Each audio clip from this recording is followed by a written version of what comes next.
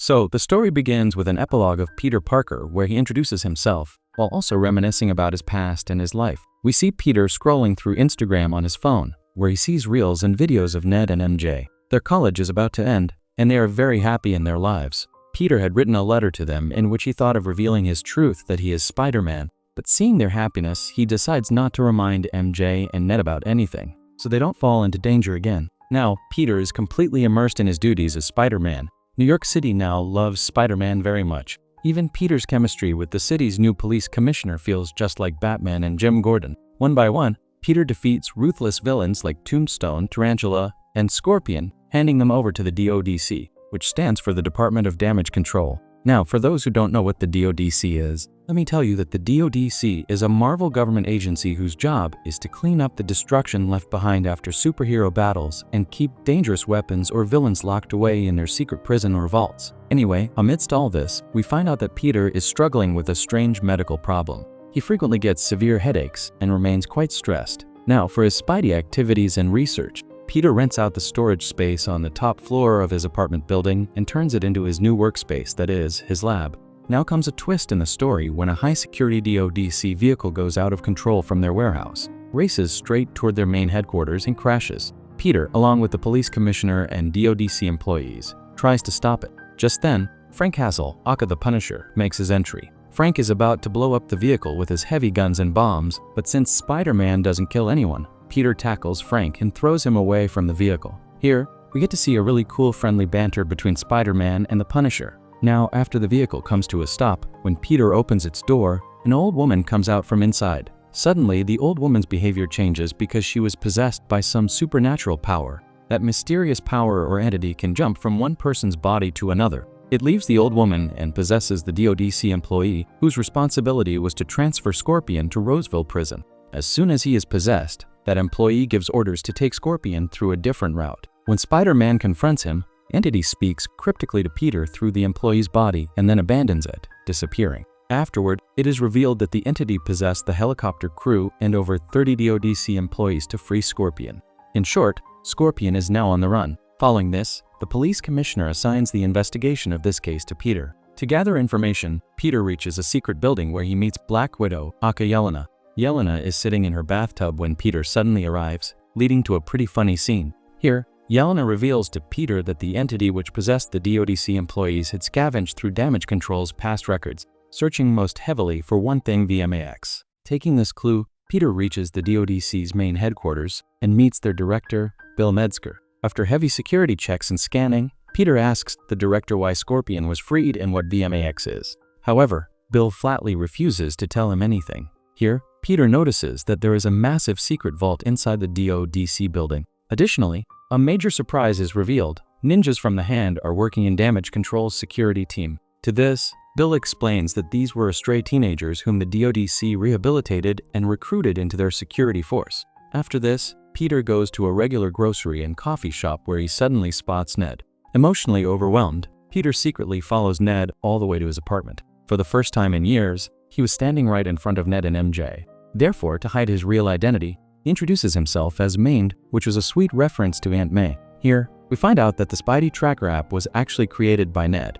But then Peter suffers a heavy shock. MJ now has a new boyfriend. When Peter sees MJ kissing her boyfriend, he experiences a severe sensory overload. Panic-stricken, he rushes back home and collapses unconscious onto the floor. The next morning, when Peter opens his eyes, he finds himself half hanging inside a cocoon right outside his own building. When he comes inside and tries to put on his mechanical web shooters, they snap and fall apart because organic webbing has now started shooting directly from his wrists. On top of that, his Spidey sense has reached an extreme level, causing even the faintest sounds in the city to echo loudly in his ears. As he tests this organic webbing, he makes a reference to Tobey Maguire's Spider-Man 2, saying Tobey had organic webs and he was cool, so I'll be cool too. However, initially, he struggles to control it properly. Anyway, after this, Peter receives a call from the commissioner informing him that Scorpion is wreaking havoc in the city, searching for something. Following this, Peter, in his uncontrolled mutated state, goes to face Scorpion. Consequently, due to a lack of control over his powers, Scorpion beats Peter up brutally.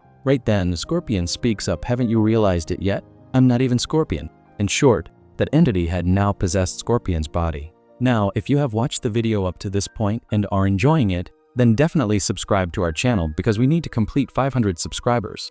Now, when Spider-Man is practically on the verge of death, suddenly the color of his eyes changes. The DNA of his body starts mutating genetically at a very rapid pace. Because of this, Peter loses his mental control and reacts like a beast. He picks up Scorpion and slams him into a police van with such brutality that the female police officer sitting inside reaches the verge of death. When the possession lifts from Scorpion's body, he himself trembles, wondering how Spider-Man could launch such a lethal attack on him, because Spider-Man never took anyone's life. Afterward, the police commissioner gives Peter a stern warning that if that police officer had died, she wouldn't have been able to protect him, so he should fix this illness or mutation going on inside him immediately. Following this, Peter immediately reaches MIT and meets Dr. Bruce Banner, aka Professor Hulk. He introduces himself as Ned leads and talks to Banner about genetic mutations and DNA inhibitors. Since Banner had placed an inhibitor chip behind his own neck to prevent himself from turning into Hulk, Peter wants to build a similar inhibitor so he can stop his spider DNA from mutating and live with his old, normal powers. Banner realizes that this boy is not an ordinary student, but still, he helps him. Now, returning home, Peter tries to build the inhibitor chip, which looked just like Dr. Ock's chip from Spider-Man 2, but that chip repeatedly overheats and breaks down. When Peter jumps off the roof to test it, the chip fails, causing him to crash down to the ground, and his web grenades blast right on his hands. Just then, ordinary people standing on the street suddenly start talking to Peter and calling out his name. In reality, that entity was talking to Peter by possessing multiple people simultaneously. It reveals that right now, it is sitting inside Peter's house and has found out everything about MJ. It threatens, "Don't come in my way, or else I will kidnap MJ." Now, a dangerous race begins across the city between Peter and that entity. That entity jumps from one person's body to another, heading toward MJ's house, with Peter in hot pursuit. Meanwhile, Peter's new AI Evie decodes the entity's pattern. That entity could not hop a distance greater than 33 feet. When that entity possesses the pilot of a helicopter, Peter webs the helicopter right in midair and traps it, breaking its hopping pattern since there was no one within a 33-foot radius. Peter immediately reaches MJ's apartment and informs her that she is in danger. At first, MJ doesn't believe him, but trusting Spider-Man, she goes with him to a rooftop. While talking there, MJ suddenly says, "Perhaps we two already know each other. Otherwise, why would you keep coming back to save me?" MJ pulls off Peter's mask and pretends that she remembers everything. A kiss takes place between the two, but right then comes a horrifying revelation in truth that wasn't MJ at all. That entity had possessed MJ's body, and to inflict psychological pain on Peter, that entity throws MJ's body off the roof. Putting all his strength into it, Peter leaps into the air and saves MJ from falling to her death, which served as a deeply emotional parallel to Gwen Stacy's death in The Amazing Spider-Man 2.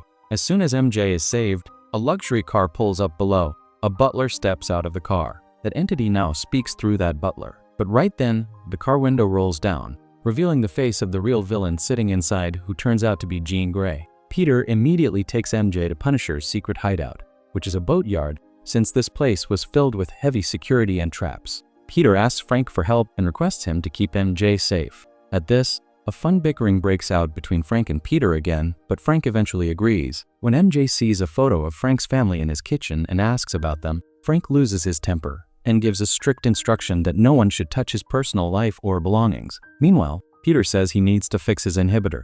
Frank gives him all his bomb-making equipment. Peter sits behind a curtain, takes off his mask, and starts fixing the inhibitor while MJ sits on the other side of the curtain. MJ asks him, "Is there no Miss Spider-Man in your life?" At this, Peter says sadly, "There used to be, but not anymore." Just then, Peter's inhibitor breaks down again. MJ comes behind the curtain and checks the code of Peter's suit. She explains that a radiation field is forming from his mask and suit, causing the chip to overheat. MJ changes a few lines of the code, and the inhibitor starts working. During this time, Peter also prepares a universal inhibitor so he can attach it to Jean Grey's neck to block her telekinetic and telepathic powers. Just then, Peter gets news that Jean Grey has attacked the DODC main headquarters and has now broken inside to steal VMX. Carrying the universal inhibitor, Peter sets off for the location. Meanwhile, MJ convinces Frank that Spider-Man saved her life. Therefore, Frank also sets off to help Peter. On the other hand, upon reaching the DODC headquarters, Peter is stunned because Professor Hulk was present there. In reality, Jean Grey had removed the inhibitor chip from Hulk's neck and taken him under her mind control. Peter tries to reason with Jean that Banner's life is in danger, but Jean refuses to listen. Shortly after, Hulk slips out of even Jean's control and completely transforms into Savage Hulk. His size had grown more than twice as large as normal. Hulk attacks Peter. Right then, the Punisher arrives and starts firing indiscriminately at Hulk. Peter tries to attach the inhibitor onto Hulk, but Hulk's skin was so thick that the chip couldn't even penetrate it. Then the two change their plan. Peter keeps Hulk engaged while the Punisher goes to stop Jean Grey. However, Jean takes the Punisher under her mind control. She has the Punisher set off bombs to blow open that main secret vault inside which DODC Director Bill was hiding. On the other hand, a highly destructive fight takes place between Peter and Hulk. At the end of the fight, Peter removes his mask in front of Hulk and reveals his true identity. Seeing his friend Peter, Hulk's emotional side awakens. He breaks down mentally and throws himself down from the building. Inside the vault, Jean Grey, with the help of the Punisher, takes everyone down and demands to know about VMAX from Director Bill. Right then, Spider-Man arrives from behind and slaps the universal inhibitor onto Jean's neck. This causes Jean's powers to instantly shut off, and the Punisher snaps out of her mind control. Director Bill then calls the police and has Jean Grey arrested. Jean is administered a tranquilizer to knock her out, but right before losing consciousness, she utters a name in front of Peter, Sarah. After this, Peter returns to Frank's boat, where a deeply emotional scene takes place. As it turns out, the letter Peter had written for MJ had fallen into her hands, revealing the entire truth about Peter to her. MJ says to Peter, "I am no longer the girl you loved, and I don't love you." MJ starts to leave, but mentions that she doesn't have a phone, asking if he could drop her home. Peter goes to drop MJ off at home. Here, MJ invites Peter upstairs to the apartment to meet Ned. Ned is overjoyed to see Peter, and they all hang out together. When Ned steps out for a moment, Peter reveals the truth to MJ that when Jean Grey was possessing MJ's body, a kiss took place between them. To this, MJ says, "Even if you hadn't told me, it wouldn't have mattered, because when I was possessed, I had no memory of that time whatsoever." Upon hearing this, a bulb lights up in Peter's head, because DODC Director Bill had told Peter that Jean possessed him and pulled the name Sarah out of his mind. But if a possessed person retains no memory at all, then Bill was lying. Peter rushes toward Damage Control headquarters at full speed. On the other side, inside the DODC facility, Jean Grey is locked in a special secret room where horrifying experiments are being conducted on her. Just then, the true secret of VMX comes to light. On the ceiling of the room where Jean was locked, a ventilation or air conditioning system named VMX was installed. In truth, Jean Grey's sister, Sarah Grey, had been secretly kidnapped by the DODC long ago so they could conduct experiments on mutants. Inside this very room, right beneath the VMX vent, Sarah Grey suffered an agonizing death during those experiments. Before dying, Sarah used telepathy to convey the location of this place to Jean. And now, the DODC was repeating that exact same torture with Jean Grey. As the experiments on Jean begin, due to the excruciating pain,